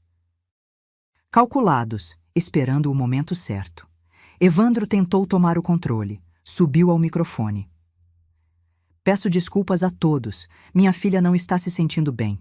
Algum problema com a medicação. Vamos fazer uma pausa. Pausa nada! Ricardo subiu ao palco. Tirou o microfone da mão do sogro. Já que estamos expondo verdades, vamos expor todas. O salão silenciou completamente. Ricardo olhou para mim. Acenou. Era o sinal. Senhor. Campos, que estava disfarçado de garçom, acionou o sistema de projeção que tínhamos hackeado 2 horas antes. A tela gigante acendeu. Primeiro documento. Balanço real do Grupo Monteiro. Dívidas. 95 milhões de reais. Murmúrios pelo salão. Investidores pegando celulares. Segundo documento. Cronograma de interdição. Projeto DR Dalva Ribeiro. Com cada etapa detalhada. Falsificação de laudos. Suborno de médicos. Internação forçada. Silêncio de morte. Terceiro documento. Mensagens entre Fabiana e Rodrigo. As que falavam sobre usar Ricardo, sobre o divórcio planejado, sobre vender as ações que seriam roubadas de mim. Uma jornalista na segunda mesa começou a gravar no celular. Quarto documento. Contrato de pagamento ao Dr. Tavares. 50 mil reais por laudo falso. O médico que estava presente como convidado levantou e correu para a saída. Não conseguiu. Seguranças, contratados por nós, bloquearam as portas. Ricardo começou a falar. Voz clara, firme, raiva contida transformada em palavras precisas. Senhoras e senhores, durante 3 anos eu fui usado, manipulado, transformado em ferramenta para destruir minha própria mãe. A mulher que construiu uma empresa honesta, que trabalhou 40 anos com dignidade, ia ser declarada louca, internada, roubada. Ele apontou para Evandro. Esse homem pesquisou minha família como quem pesquisa uma empresa para comprar. Plantou a filha dele no meu caminho. Arquitetou meu casamento como operação comercial. Apontou para Cristiane. Essa mulher já fez isso antes, com a própria tia do marido, Dona Berenice, que morreu sozinha num asilo depois de ter tudo roubado. Joana, que estava presente como nossa convidada, se levantou. Eu testemunhei. Trabalhei na casa deles, vi tudo e tenho documentos que provam. Ricardo apontou para Fabiana, que tinha desabado numa cadeira, ainda falando sozinha, perdida no efeito da própria droga. E essa mulher? Com quem me casei, jurei amor eterno, planejei ter filhos. Nunca me amou. Eu era só um meio, um acesso, uma porta para roubar tudo da minha mãe. Ele fez uma pausa. Olhou para mim. Mãe, levanta. Levantei. Caminhei até o palco. Cada passo firme, calculado, poderoso. Subi. Fiquei ao lado do meu filho. Ricardo me entregou o microfone. Olhei para aquelas 200 pessoas, para os Monteiro destruídos, para Fabiana babando, incoerente, para os investidores horrorizados, para a da imprensa gravando tudo, e falei: meu nome é Dalva Ribeiro, tenho 67 anos, e por 40 anos construí uma empresa com as minhas próprias mãos. Minha voz saiu firme, clara, sem tremor. Muitos de vocês aqui devem estar pensando: como uma mulher de 67 anos deixou isso acontecer? Como não percebeu? Como foi tão ingênua? Fiz uma pausa. Olhei diretamente para Evandro, que estava lívido. Por que eu cometi o erro de acreditar que família era sagrado? Que quando seu filho se casa, você abraça a nova família dele, que pessoas que sentam na sua mesa, que comem do seu pão, que olham nos seus olhos, têm um mínimo de decência. Cristiane tentou se levantar. Senhor Campos a impediu. Delicadamente, mas firmemente. Durante 2 anos, fui sistematicamente humilhada, afastada da minha própria empresa, colocada em cantos de mesas como se fosse um móvel velho que ninguém quer mais, mas tem pena de jogar fora. Fui chamada de velhinha, de empresinha, de simples. Tudo disfarçado de gentileza, tudo envenenado com sorrisos. Apontei para a tela, onde ainda projetavam os documentos. Mas o pior não foi a humilhação. Foi a traição médica. Fui levada a médicos que falsificaram meus exames, que escreveram que eu tinha declínio cognitivo, que recomendaram minha internação. Tudo pago, tudo planejado, para me declararem incapaz e roubarem tudo que construí. Uma mulher na plateia começou a chorar. Reconheci ela, dona de uma empresa de cosméticos, também viúva, também no ramo há décadas. O plano era simples: me drogar hoje, na frente de todos vocês. Fazer parecer que eu estava confusa, desorientada. Depois, nos próximos dias, usar isso como prova final da minha incapacidade, pedir interdição judicial, me internar numa clínica psiquiátrica e me medicar até eu realmente não saber mais quem eu sou. Silêncio absoluto. Só o som de Fabiana murmurando algo ininteligível no fundo. Mas acontece que eu não sou a velhinha frágil que eles achavam. Eu sobrevivi à morte do meu marido. Sobrevivi a 40 anos num mercado que não respeita mulheres. Sobrevivi a crises econômicas, a fornecedores desonestos, a clientes que tentaram me passar a perna. Minha voz ficou mais dura.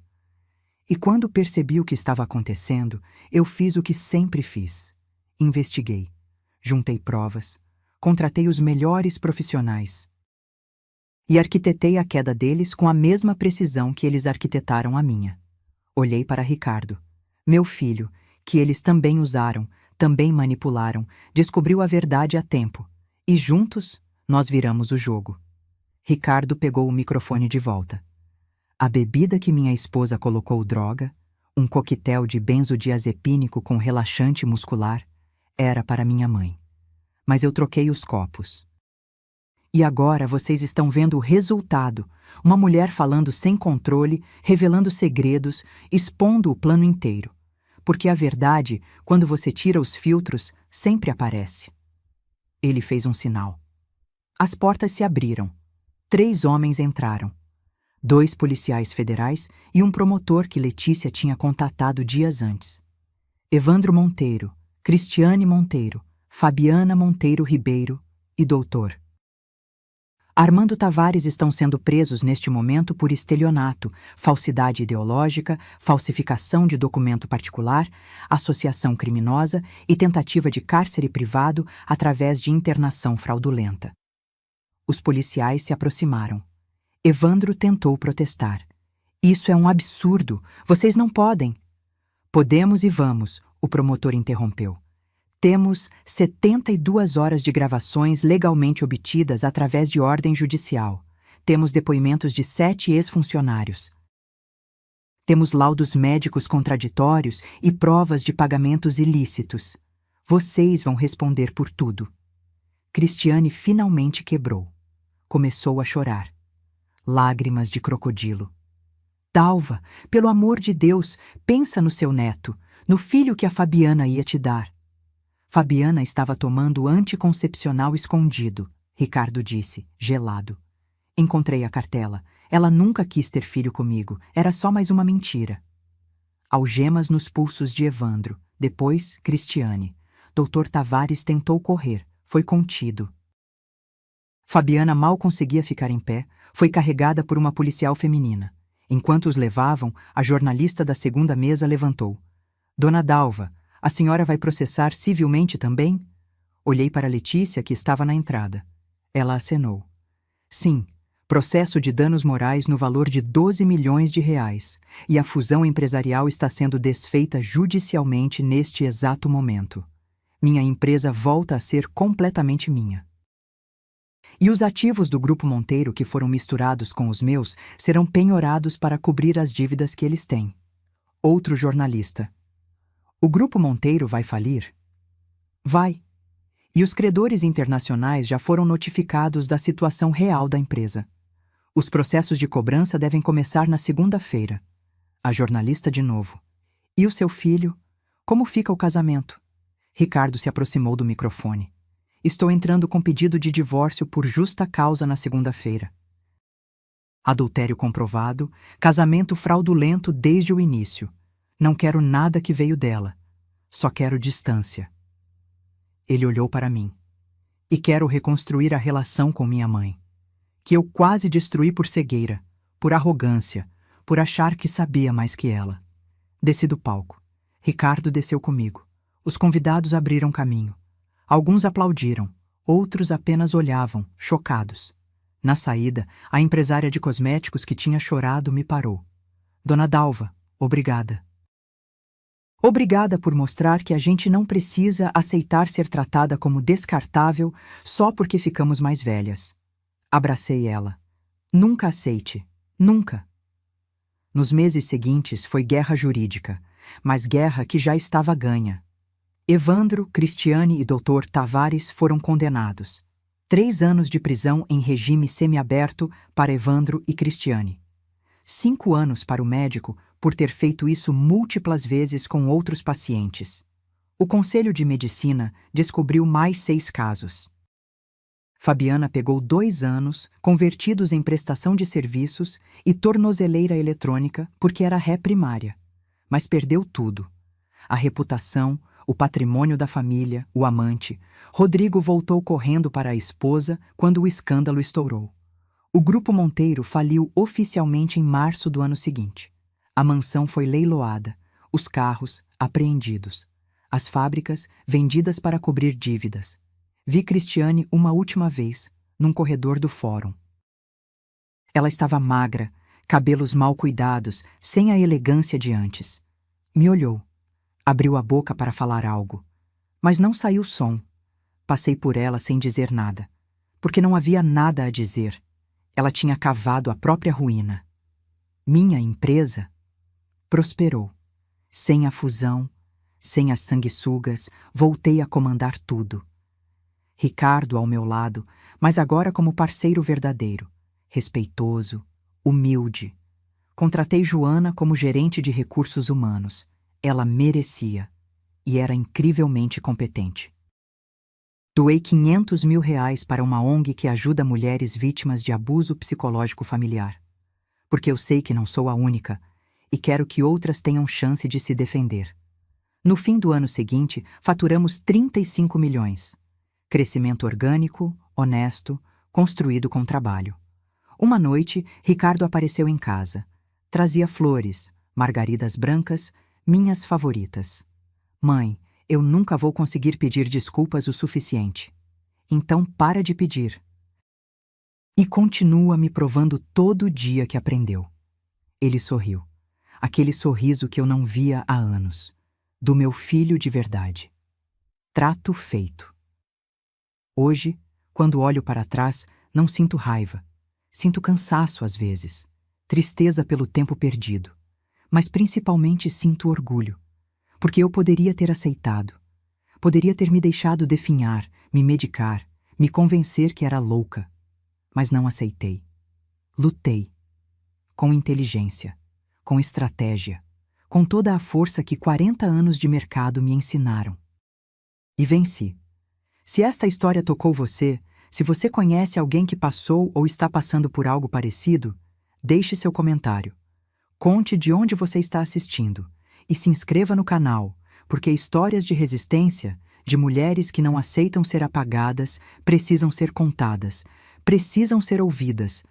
Para que outras saibam, você não está sozinha e você pode sim virar o jogo, porque a idade não é fraqueza, é experiência, é estratégia, é poder. E nunca, jamais, subestime uma mulher que construiu um império.